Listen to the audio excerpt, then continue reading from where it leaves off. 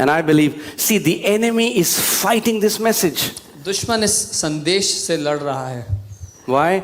Because in Ephesians 6:10 the Bible says, above all lift up the shield of faith so that you can quench all the fiery darts of the enemy. क्योंकि इफिसियों 6:10 में लिखा है कि सबसे बढ़कर विश्वास की जो ढाल है उसको ऊंचा उठा ले, ताकि दुश्मन से आने वाले हर एक आग से जलते हुए तीर को तू बुझा सके.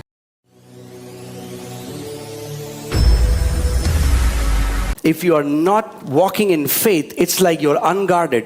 You will be constantly getting the fiery darts of the enemy. क्योंकि अगर आप उसके विश्वास में नहीं चलेंगे तो ऐसा है जैसे आपके पास कोई ढाल नहीं है और निरंतर दुश्मन के आग से जलते हुए तीर आपकी ओर आते रहेंगे. Amen. The Bible says in Psalm 11:3, if the foundations be destroyed, what can the righteous do? भजन 11 उसका 3 वचन कहता है, अगर नींव ही बर्बाद हो जाए तो धर्मी जन क्या करेंगे. You know, and that's what the enemy wants to do. और दुश्मन यही करना चाहता है. He wants to destroy our foundation. वो दुश्मन हमारे विश्वास की जो नींव है उसको बर्बाद करना चाहता है. See, we are righteous, but if he destroys the foundation, and our foundation is the word. हम धर्मी हैं, लेकिन हमारी जो नींव है वो परमेश्वर के वचन पर विश्वास है. Are you getting what I'm saying?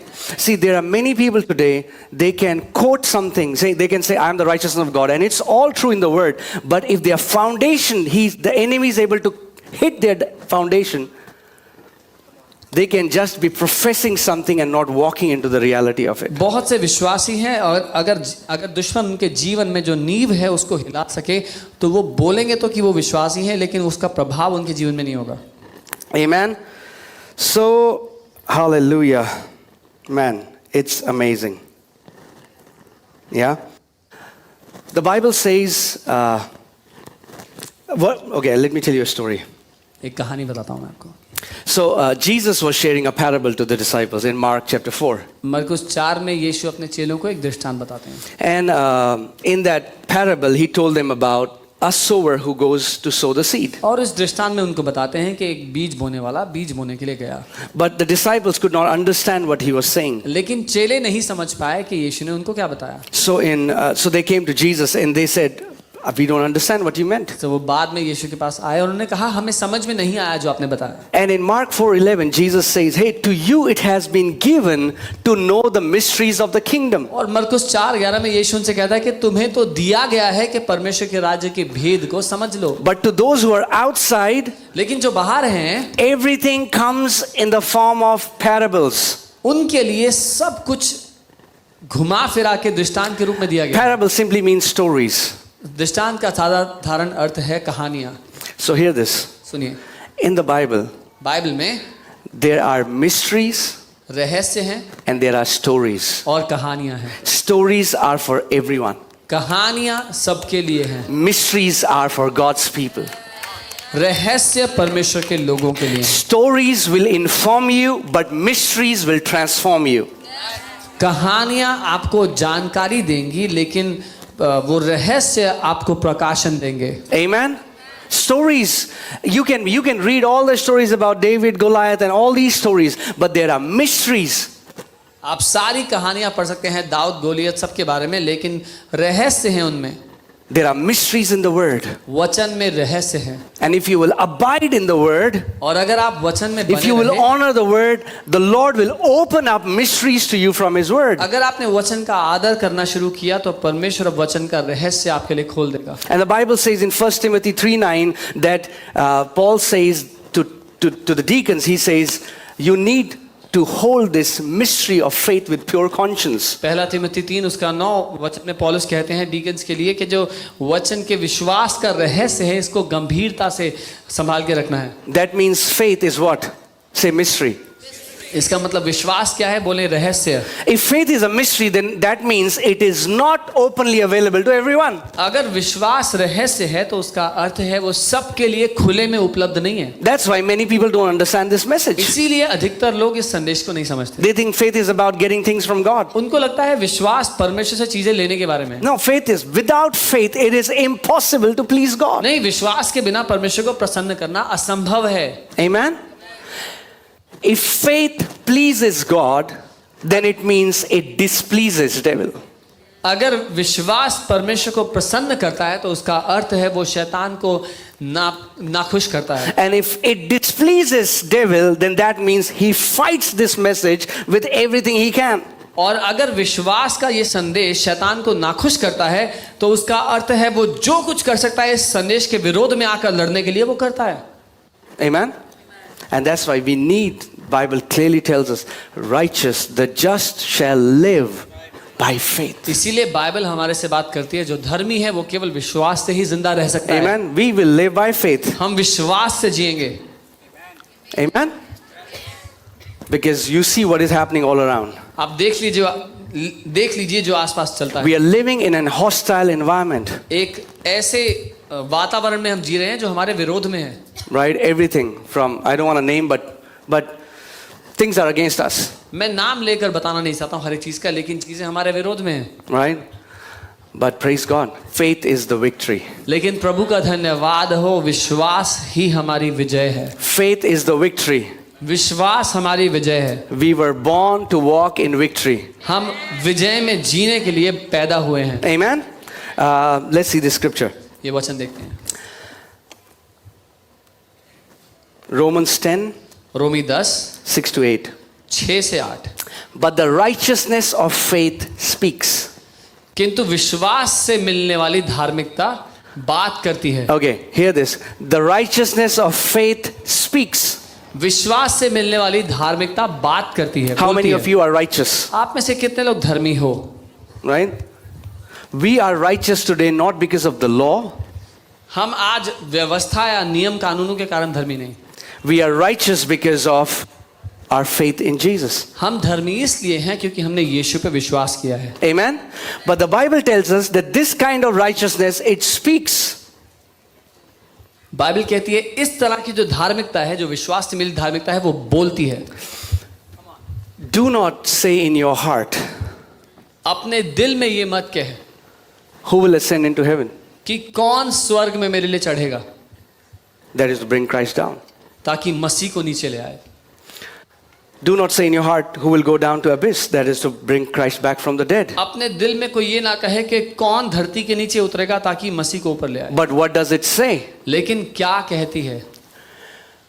All right? Put next scripture. What does it say? वो क्या बात करती है? Come on, say it. What does it say? क्या कहती है? Where does the righteousness of faith leads you? To the word. धार्मिकता जो विश्वास से मिलती है वो आपको किस ओर ले जाती है? वचन की ओर। What does it say? The word is near you. वो कहती है वचन तेरे करीब है। Jesus don't have to come in your room to do a miracle for you. यीशु को आपके कमरे में आने की जरूरत नहीं है चमत्कार करने An की। angel doesn't have to enter your room for you to get your breakthrough. किसी स्वर्गदूत को आपके कमरे में आने की आवश्यकता नहीं है कि आपको छुटकारा मिल The जाए। word is near you. वचन आपके करीब है And everything is made from the word. और सब कुछ वचन से Your बना है। answer is in the word. आपका उत्तर वचन में है And that word is near you. और वो वचन आपके करीब है। Amen. We don't have to run any place to get our miracle. आपको कहीं भागना नहीं पड़ेगा अपने चमत्कार को पाने के You लिए। don't have to travel to countries to get a prophetic word. देशों को पार करके भविष्यवाणी का वचन पाने के लिए जाना नहीं पड़ेगा। The word is near you. वचन आपके निकट है। Amen. But when is this word near you? लेकिन ये वचन आपके निकट कब है? When it is in your heart and in your mouth. ये वचन आपके निकट तब है जब ये आपके दिल में है और आपके मुंह पर है। Not when you're carrying it. तब नहीं जब आप इसको बगल में दबाकर चलते हैं। You can carry the word, you can carry the Bible and can be very far from the word. आप बाइबल को साथ में लेकर चल सकते हैं लेकिन वचन से बहुत दूर हो सकते हैं।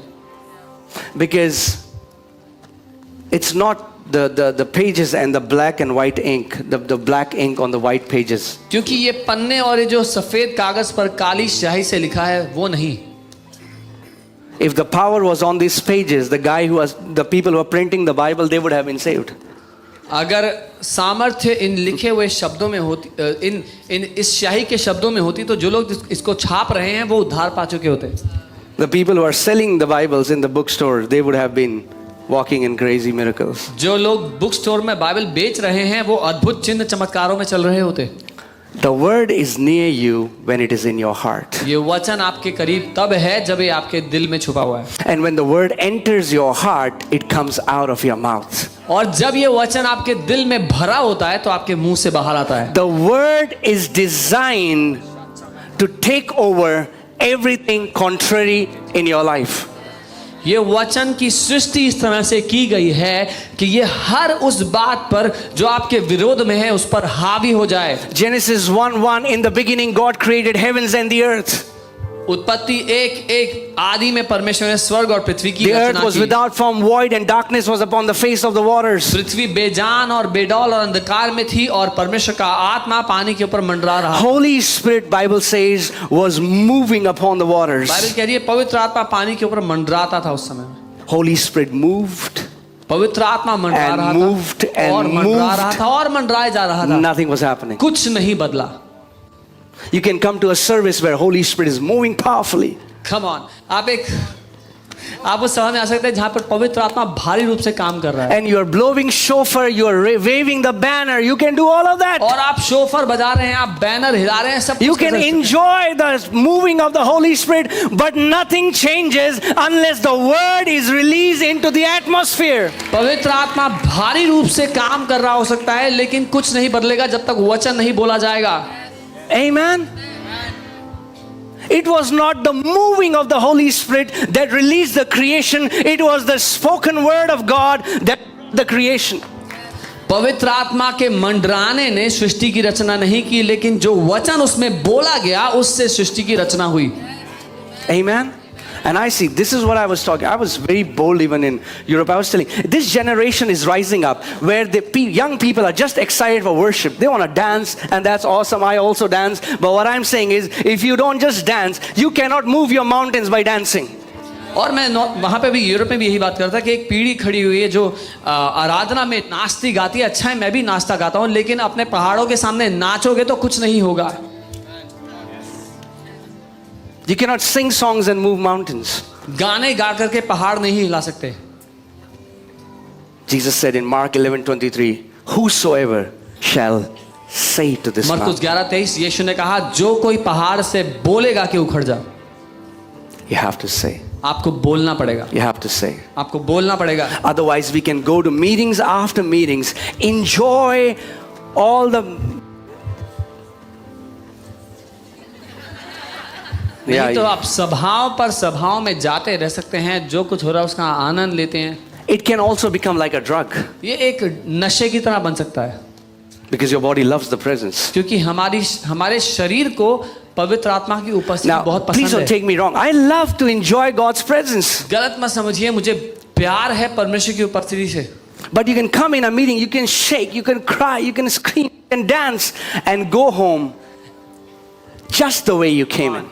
लेकिन जब आप एक सभा में आओ और उपस्थिति में नाचो, गाओ, रो, हंसो, जो करना है करो, पर बिना बदले हुए वापस जा सकते हो। Amen. And the enemy has no problem और दुश्मन को कोई दिक्कत नहीं है इस बात से, as long as we are just enjoying it. जब तक आप सिर्फ मजा ले रहे हो उसकी उपस्थिति का। Now, बढ़िया। we have to become, he's destroying the foundations. लेकिन पीठ पीछे वो नींव को नाश किए जा रहा है।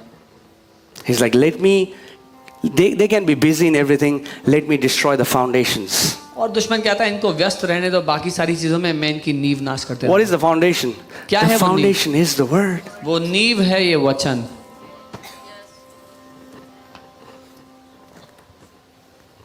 Amen. And we have to become a generation of the word. और हमें वचन की पीढ़ी बनना है, वचन वाली। We have become a generation that loves and honors the word of God. वो पीढ़ी जो वचन का आदर करती है, उससे प्यार करती है। Amen.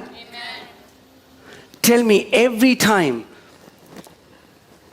people had an encounter from the book of Genesis till the book of Revelation, उत्पत्ति की किताब से प्रकाशित वाक्य तक जब किसी इंसान का साक्षात्कार हुआ, Moses sees this burning bush. मूसा ये जलती हुई झाड़ी देखता है। Imagine what would have happened if Moses just had an encounter and there was no word. कल्पना कीजिए क्या हुआ होता अगर मूसा ने केवल जलती हुई झाड़ी देखी होती, उसमें से निकलता हुआ वचन ना आया होता तो।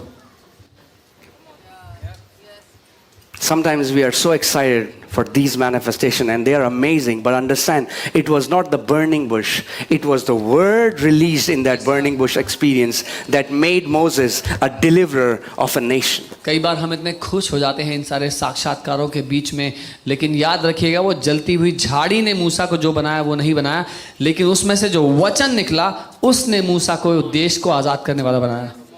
Because I've seen so many of my friends have gone astray because they started to go after manifestations and not after the word. क्योंकि मैंने खुद के कई दोस्तों को देखा गलत रास्ते में जाते हुए, जब वो इन सारे आत्मा के प्रकटीकरणों के पीछे भागने लग गए वचन को छोड़ के.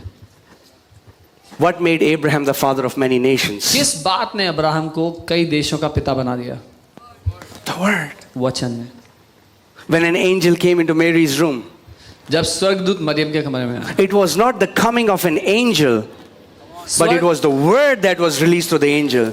She said, "Let it be done unto me as per your word." स्वर्गदूत के मरियम के कमरे में आने से कुछ नहीं बदला, लेकिन स्वर्गदूत के बोले हुए वचन से जब मरियम ने कहा कि मेरे साथ तेरे वचन के मुताबिक हो, तब बदला. Amen. And now I understand. There are now movements where they're saying, "Oh, the word is Jesus, so don't exalt the Bible." You know. और ऐसे मूवमेंट से जहाँ लोग कहते हैं जो वचन है वो यीशु है, इसलिए आप बाइबल को ज्यादा Don't exalt preaching. Yeah, it's Jesus. प्रचार को ज्यादा पूजनीय मत बनाओ. हाँ, यीशु है सब कुछ. Okay, go back to Romans 10:8. रोमी 10 उसके 8 The से वापस same आएं. word यही वचन that is near you, जो आपके करीब है, that is in your mouth जो आपके मुंह पर है and in your heart, और आपके दिल में है. that is what? क्या है ये? The word of faith विश्वास का वचन है, which we preach. जिसका हम प्रचार करते Which हैं, we preach. जिसका हम प्रचार करते हैं. The enemy is attacking the authority of the written word. दुश्मन लिखित वचन के अधिकार को चुनौती दे रहा है. One of my best friend, recently I spoke to him, said, "I don't believe so many things I don't want to say, but he said, if I have an experience and it's contrary to what is written, I will believe my experience rather than the word." I was मेरा like, एक wow. बहुत ही अच्छा दोस्त, हाल ही में उससे मैं बात कर रहा था और उसने जो बातें कही मैं वो सब तो नहीं बताऊंगा, लेकिन उसने कहा कि अगर मेरा कोई अनुभव होगा और वो लिखित वचन के विरोध में होगा तो मैं वचन को नहीं, मेरे अनुभव को मानूंगा. That's a dangerous place. और ये बहुत ही खतरनाक स्थान है खड़े होने के लिए. It's the word. वचन ही नींव है. You want to walk victorious? जय में जीना चाहते हैं, Fill your heart with the word. अपने दिल को वचन से भर लो.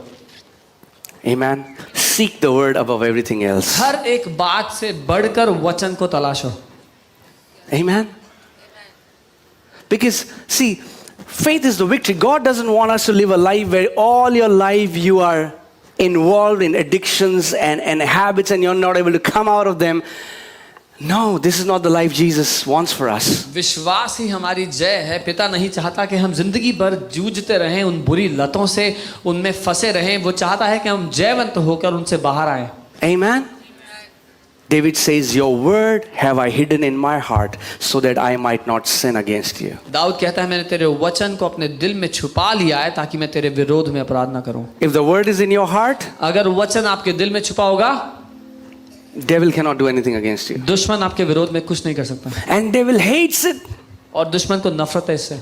In Mark chapter 4, let's read it. I want to show you something powerful. मरकुस 4 कुछ शक्तिशाली है जो मैं चाहता हूं. Mark 4, we'll read from verses 13 to 15. मरकुस 4 उसके 13 से 15. And he said to them, और उसने उनसे कहा, "Do you not understand this parable? क्या तुम इस दृष्टांत को नहीं समझते? How then will you understand all the parables?" तो फिर कैसे सब दृष्टांतों को समझोगे? This is the foundation. ये तो नींव है.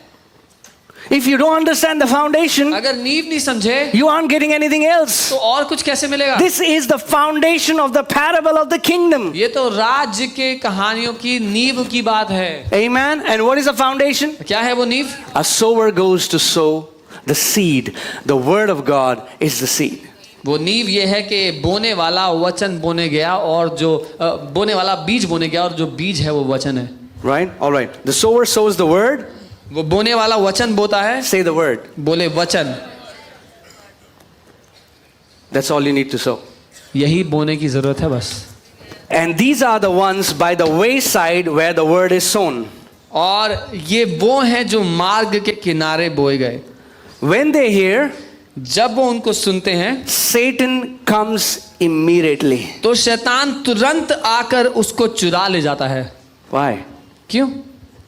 Because he doesn't want to lose ground in many people's life. क्योंकि बहुत लोगों के जीवनों में जो भूमि उसको मिल गई है, जो उसने कब्जा ली है, उनको छोड़ना नहीं चाहता। He immediately comes. वो उसी समय आ जाता है। What word you hear on Sunday, if you don't guard it, अगर जो वचन आपने संडे को सुना, अगर उसकी सुरक्षा नहीं करोगे, you aren't taking home any word. तो घर कोई वचन लेकर नहीं जाओगे। Jesus said that. यीशु ने That's a कहा है। spiritual principle that is ये still applicable. आत्मिक सिद्धांत Everybody है sits in the church. और ये आज भी लागू है। हर कोई कलीसिया में बैठता है आके। Very few receive the word. बहुत थोड़े लोग हैं जो वचन को पकड़ लेते हैं And their life is evident among the crowd. और उनकी जिंदगी भीड़ में अलग चमक के आती है। Because the kingdom of God is about a sower sowing the word. क्योंकि परमेश्वर का राज्य एक बोने वाले के विषय में है जो वचन बोता है। So you have a responsibility. तो आपकी एक जिम्मेदारी है। Say, I have a बोले responsibility. मेरी एक जिम्मेदारी है। Yeah.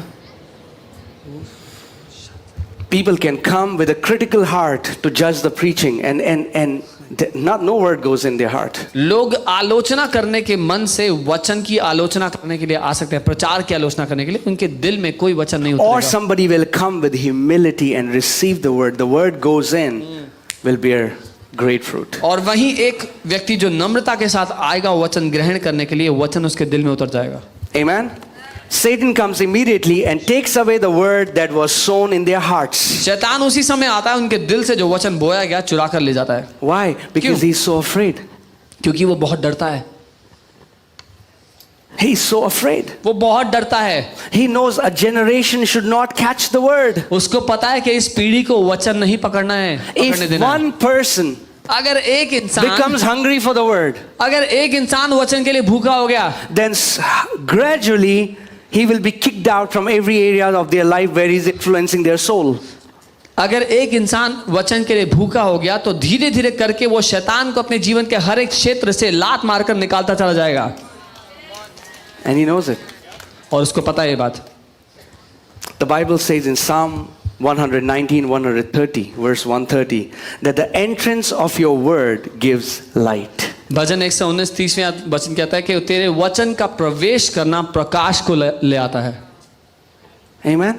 He's afraid of light. वो डरता है If ज्योति there is से। any area in your life where the light of God's word enters, he's defeated in that area. अगर आपके जीवन के किसी भी क्षेत्र में परमेश्वर का प्रकाश आ जाए तो वो वहां पर हार चुका है, उसमें प्रवेश नहीं कर सकता। Amen. See, there are 8,000 promises 8000 वादे हैं आपके, waiting रुके हुए आपका For इंतजार you कर रहे हैं, आपका इंतजार to कर रहे हैं possess them. कि आप उस पर कब्जा कर The रहे Bible says in Jeremiah 1:12, God said, I watch over my word to perform हैं। it. यिर्मयाह 1:12 परमेश्वर कहता है मैं अपने वचन को ध्यान से देखता हूं कि उसको पूरा करूं। This word ये वचन was given to us हमें दिया so गया that God can perform it. ताकि परमेश्वर इसको करे। Amen. That's why this word is given to us. इसलिए ये वचन हमें मिला है। Not just we'll do PhD, theology, इसलिए नहीं कि इसमें हम पढ़ाई लिखाई करके बहुत ज्ञानी बन जाएं। permanent head damage. I was sharing this in a meeting and there was a guy in the front and he was PhD. He got super offended. मैं एक सभा में था और वहाँ पे मैंने बताया कि PhD मतलब परमानेंट हेड डैमेज, मतलब बेचा सटक गया। तो वहाँ पर एक व्यक्ति आगे बैठे थे, वो PhD थे, वो बहुत नाराज हो गए। But please understand, this word was thus the testimony of Jesus is the spirit of prophecy. Whatever you find in this word, God is waiting for you to possess it and he will do it in your life. ये जो वचन है, ये जो यीशु मसीह की गवाही है, भविष्यवाणी की आत्मा है, जो कुछ आप इस वचन में ढूंढ लोगे वो आपके साथ हो जाएगा। Amen.